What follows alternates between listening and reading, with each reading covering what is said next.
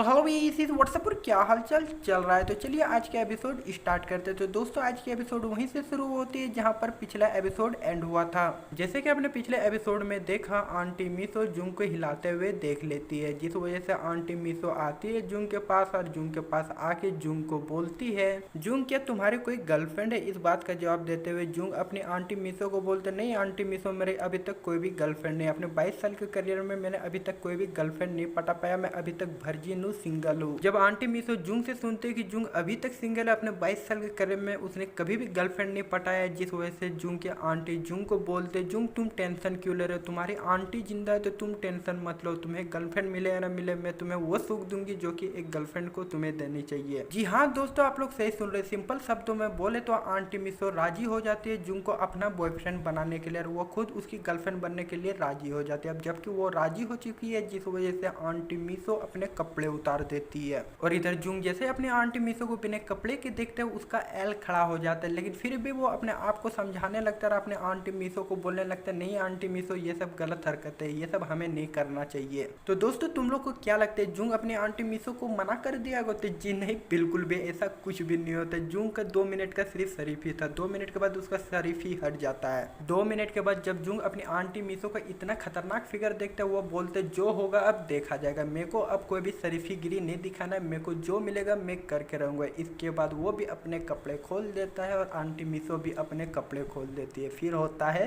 जब लोंडा और लोंडिया एक साथ हो तो फिर क्या ही हो सकता है, सिर्फ एक ही चीज हो सकता है, और क्या हो सकता है, जी हाँ आंटी मिसो जुंग का केला का रस निकाल देती है। जुंग के केलों से बहुत ज्यादा रस निकलता है, इतना ज्यादा रस निकलता है कि जुंग के केले का सारा रस आंटी मिसो के मुंह में जाके गिर जाता है। अब जबकि जुंग के केलों का रस आंटी के मुंह में जाके गिर चुका है, जिस वजह से आंटी मिसो बहुत ज्यादा शर्मा जाती है, इतना ज्यादा शर्मा जाती है कि वो वहां पर बिना कुछ बोले वहां से भाग के चली जाती है। जी हाँ दोस्तों, आप लोग सही सुन रहे हैं। आंटी मिसो जुंग के केलों का रस पीने के बाद वहां से दुम दमाके भाग जाती है। आंटी मिसो और जुंग के बीच ये सारी हरकतें होने के बाद जब अगले दिन सुबह होती है, सुबह जब दोनों टकराते हैं, जी हाँ दोस्तों, सुबह जब आंटी मिसो और जुंग एक दूसरे से टकराते हैं, दोनों एक दूसरे घूर घूर के देखने लगते हैं। ये सब हरकतें करने के बाद दोनों बहुत ज्यादा शर्मिंदा हो जाते हैं, इतने ज्यादा शर्मिंदा हो जाते हैं कि दोनों में से किसी की भी हिम्मत नहीं होती कि पहले कौन जाके बात करेगा, किससे बात करेगा। अब जबकि दोनों में से किसी की भी हिम्मत नहीं हो रही, जिस वजह से दोनों एक दूसरे को सिर्फ घंटों तक घूरते रहते हैं, कोई भी पहले जाके किसी से भी बात नहीं करता है, सिर्फ एक दूसरे को घूरते ही रहते हैं। आंटी मिसो और जुंग दोनों एक दूसरे को घंटे तक घूरने के बाद आखिरकार अपना जुंग हिम्मत दिखाता है। हिम्मत दिखाने के बाद वो अपनी आंटी मिसो के पास जाता है और अपने आंटी मिसो से बातें करता है। जुंग अपनी आंटी मिसो से इस तरह से बातें करता है मानो उनके बीच कुछ हुआ ही नहीं हुई, यानी कि वो पहले जैसे नॉर्मली बात करता था उसी तरह वो नॉर्मली अपने आंटी मिसो से बात करता है। अपने आंटी मिसो से नॉर्मली बात करने के बाद वे लोग खाना खाते हैं। जी हाँ, वे लोग खाना खाते हैं। वे लोग खाना खाने के बाद जुंग चला जाता है अपने पार्ट टाइम जॉब के लिए।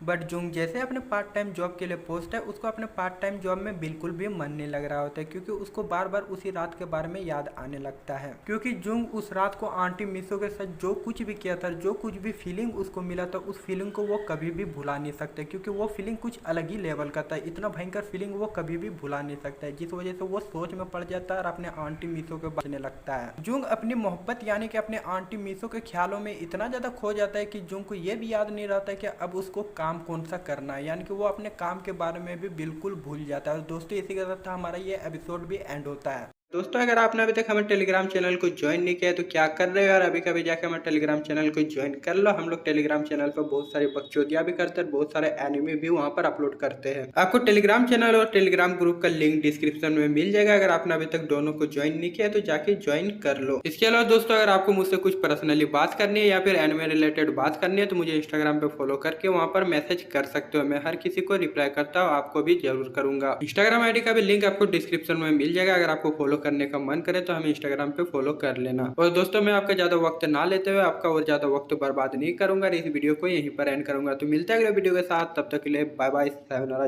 जय हिंद।